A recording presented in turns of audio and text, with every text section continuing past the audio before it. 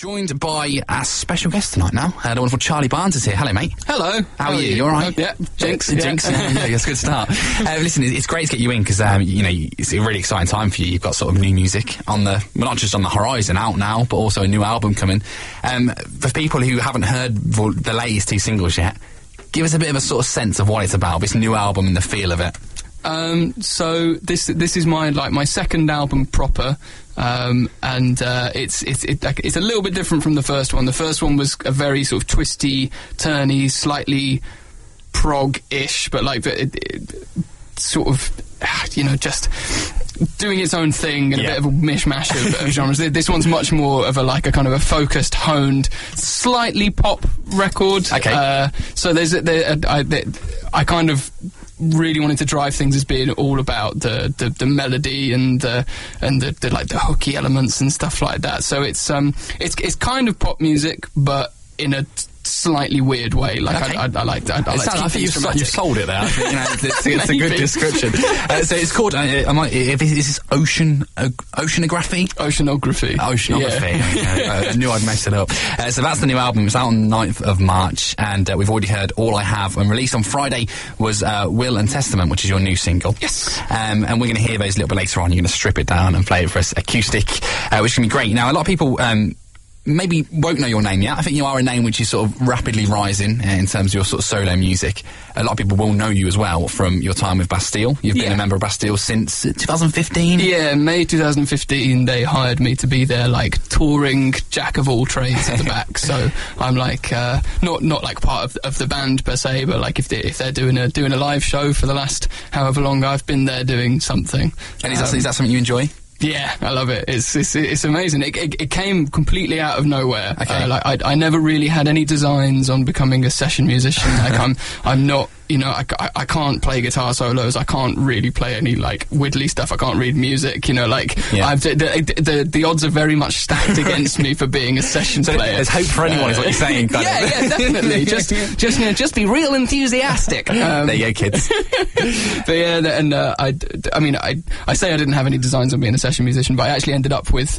I'd done a couple of different jobs playing for other people. So I played for a band called Amplifier. That's a Manchester-based. Sort of space prog-ish band who were they were one of my other favourite bands behind Oceanside, who were the main dudes, and they're all friends, and it's all part of this lovely scene. And I ended up falling into that scene, and then they got me as part of the live band again. And there's another band called Revere based in London, again a kind of a post-rocky, big experimental type band, and they had me doing bits and pieces. So I'd sort of accidentally ended up doing a couple of session musician gigs. Yeah. And then through the guys in Revere, I weirdly got fed through a chain of emails to then submit a CV to some management company. CVs in session musicians. I did not know that was a thing. Yeah, I was a bit taken aback by it. Firstly that the whole opportunity came up at all, but secondly that a CV was required. So I was like, oh, I need to write one. Yeah. And then I thought, I'm never going to get it now. But then I wrote it all down and thought, oh no, this kind of looks quite good. So did you have to go for an interview process as well? Did you sit down and it was the other side of the table was Dan Smith sat there? So Charlie. It was I had an audition. Okay. That makes sense. Yeah, which is there was a lot of talking involved. Okay. I had to be sort of fished out of the room in the end because they had other people to see, but I took that as quite a good sign because we were chatting away about loads of stuff. So I ended up doing this audition where I sort of played versions of their songs on my own to them, right? Okay. which was kind of weird but cool. It went really well, and in the next week I got the call saying okay, you've got the job, so rehearsals start next week. And I sort of went to Alex, the guy who was my boss at the time in a coffee shop in Leeds, and I said, dude, I'm really sorry and I can't tell you why, but you'll see, but I've got to quit. Sorry, man. That has got to be one of the best reasons to quit a job. It was I'm actually going to just join Bastille on the tours. You can't really argue with that, can you? I'm playing Reading this summer. Sorry. It was quite and then we had a couple of weeks of rehearsals, and then the first festival weekend involved a slot at Rock am Ring and Rock im Park Festival in Germany, wow. which is about as big as European festivals get, really. And I was rather nervous. I can imagine. Because you've recently got married, you've moved to the Midlands. You're in Lichfield. And I mean, like, you know, it doesn't seem like you're actually at home that often. Recently, I actually have been at home a lot, which has been amazing. But for the preceding 2 years or so, I was very, very rarely at home, which has been quite full on. Which was hence the move back to good old Lichfield. That's where I grew up. But I lived in West Yorkshire for like 10 years for university, and then after university.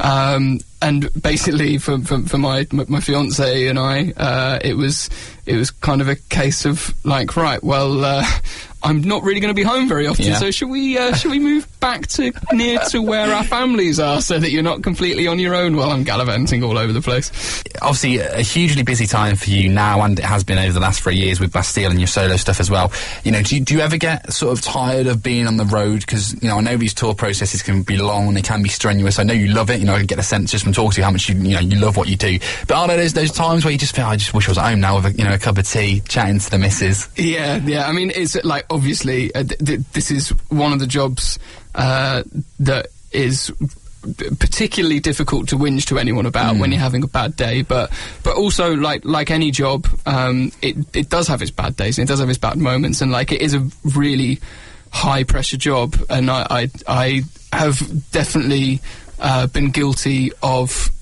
kind of putting a bit too much pressure on myself at times, and like having this kind of quest for the absolute perfect show and stuff like that, and like watching broadcasts back, and you know, watching it's been weird for me to get used to the idea of everything I do is recorded and broadcast somewhere, and people can see it, and so that does a lot in your head. I mean, it's a great thing that there's a lot of writing and talk at the moment about mental health in the music industry, because you know, it's of all the industries there are, the touring music industry is one where there are so many like vulnerable people, and it's a situation where it's so easy to fall into bad habits, bad patterns, not see outside for a whole day, you know, stuff like that. And also, obviously, the chopping and changing time zones, and the being away from home all the time, and, you know, bad phone reception or bad Wi-Fi, meaning that, like, talking to the wife is really difficult. Like, I've been seen sort of screaming down my fair share of corridors because I can't talk to the person I love, like, which is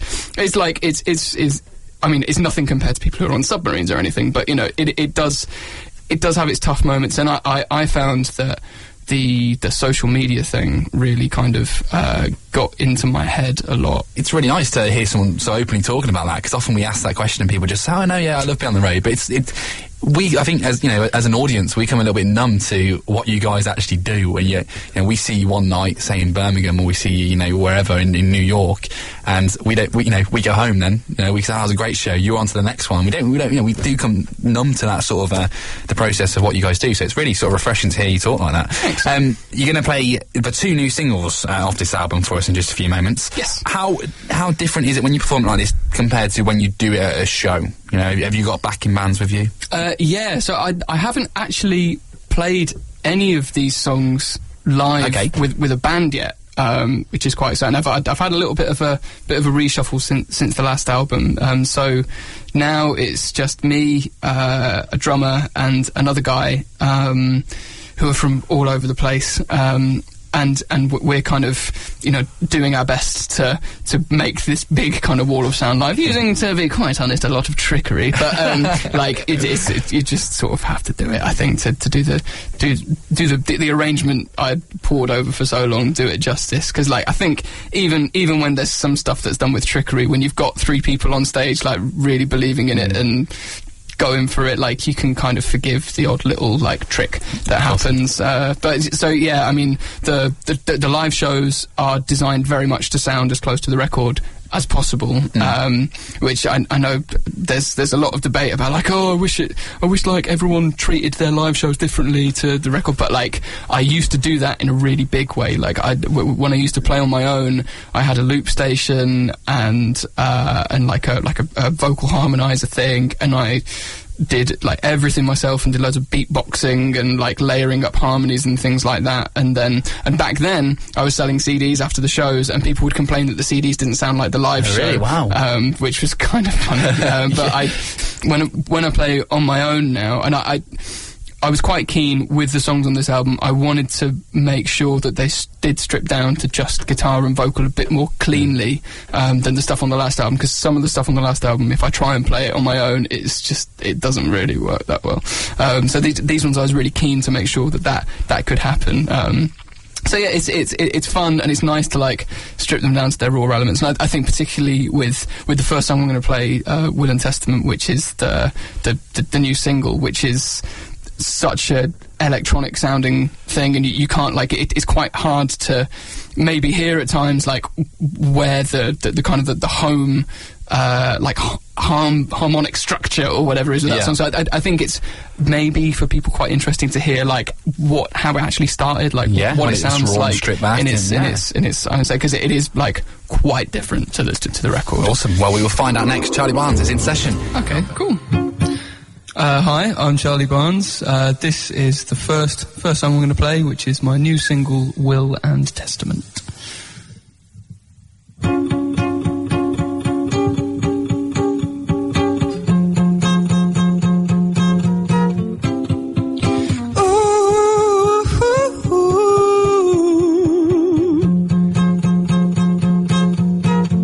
Leave all your airs and graces at the cemetery gates. Beneath our bones and blood, we're much the same. The spoils of old, too much to hold in these lackluster hands that close around my neck as here I stand.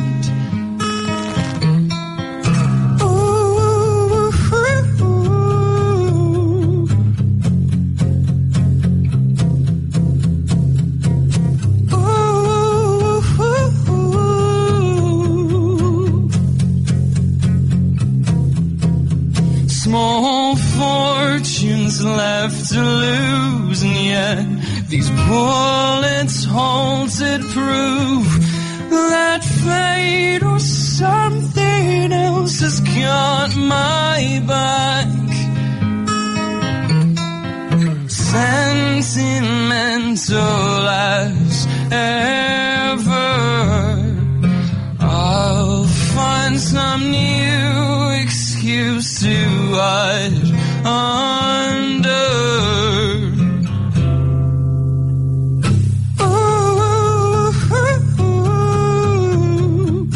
All the years and all the graces,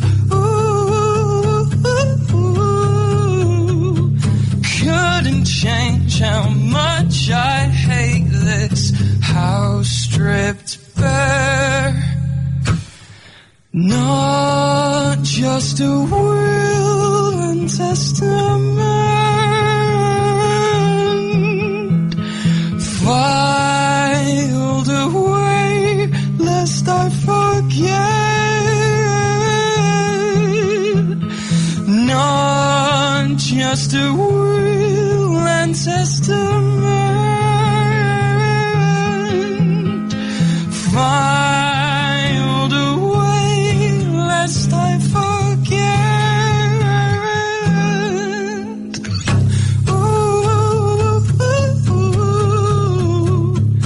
All the years and all the graces, couldn't change how much I hated. Parting ways with empty houses, happily in disaster. thirsty. Half for you and half for me.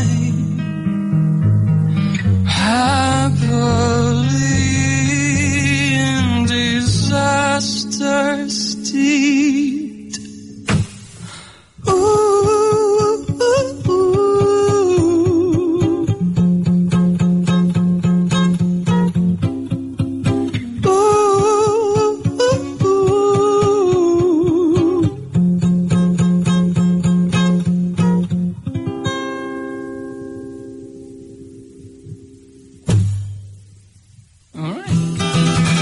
Hello, I'm Charlie Barnes, and this is the second song I'm going to play, which is the first single from my new album, Oceanography, which is called All I Have.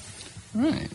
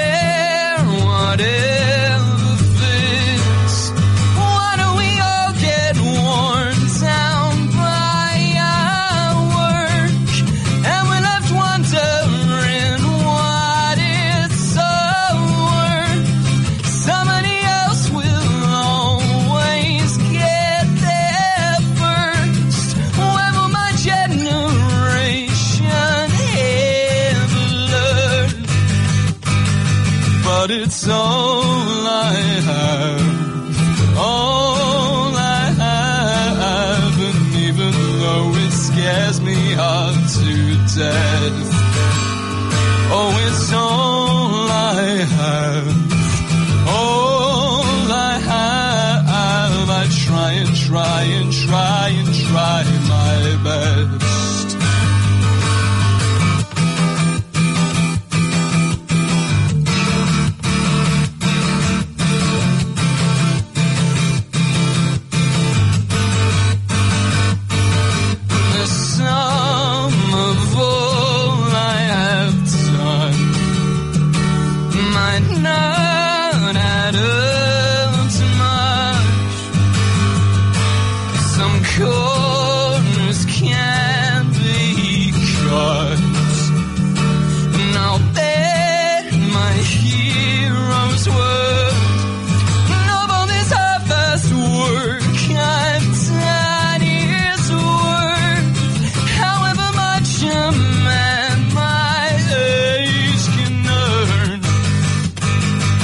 It's all I have, all I have, and even though it scares me half to death, oh, it's all I have, all I have. I try and try and try and try my best. Every time I've half a mind to throw the towel in, I find sin. Every time I've half a mind to throw the towel in, I find sin. 'Cause it's all I have, all I have. I might as well make something good of it. But it's all I have, all I have. And even though it scares me half to death, oh, it's all I have, all I have. I try and try and try and try my best.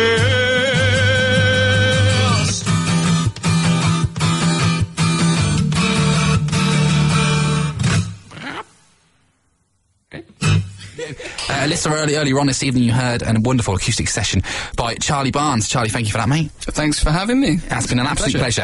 Do you enjoy it when you sort of strip it back and you sort of do go a bit more raw and sort of less electronic? Yeah, it's nice. Like when I sort of started being myself, not like playing in my teenage rock bands and stuff. When I was at university, I had a local open mic night, which wasn't really an open mic night because there were no microphones. Okay, so it was just this room. It kind of sounds like that's a key ingredient. To open mic. But what was kind of nice about it was that it meant that everyone just had to be quiet and sit and listen. And I went there every Tuesday without fail and played a song or two. And that was kind of really good training for learning how to sort of do it entirely on your own and very like raw and like honestly and show the edges and all that kind of stuff. So I have always enjoyed like playing just really kind of stripped back acoustic-y versions of things. It's fun. It's a nice exploration of the composition. Absolutely. Well, it was great to hear it, and we do appreciate you coming in and taking the time to see us. The new album, Oceanography, I'm going to get it right one day, aren't I? Oceanography is out on the 9th of March. Where can people pre-order this album, grab this album? So the best place to go and pre-order it would be from my website, charliebarnesmusic.co.uk, and just follow your way to the merch section where you can buy it on CD and on vinyl and in various bundles that all come with a nice signed postcard for you to stick on your wall if that's your sort of thing. And it will be on all of the usual kind of digital platforms if you don't like taking part in the depletion of the planet's resources and buying anything plastic. So it's there for everyone there. Perfect. You've got all bases covered, I think. You're going on a sort of a bit of a mini March tour as well. Yeah. And you're coming to closest show to us is Leicester, and we think the date is that you think you know it. I think it's March the 14th. I left my telephone in the other room, which has obviously my life in it. But I'm pretty sure it's the 14th. But the details are all on the website for that. But it should be a rather splendid show where I'll be supporting myself with my country-ish side project called the Society Pages. So Okay, cool. Busy night, double shifts. A double shift? Yeah. Sounds good. Is double pay as well? Do you get like double ticket fees? Thank you so much for joining us today, mate. I really appreciate having you in. Thanks for having me. It's been great. Best of luck with this new album. Thank you.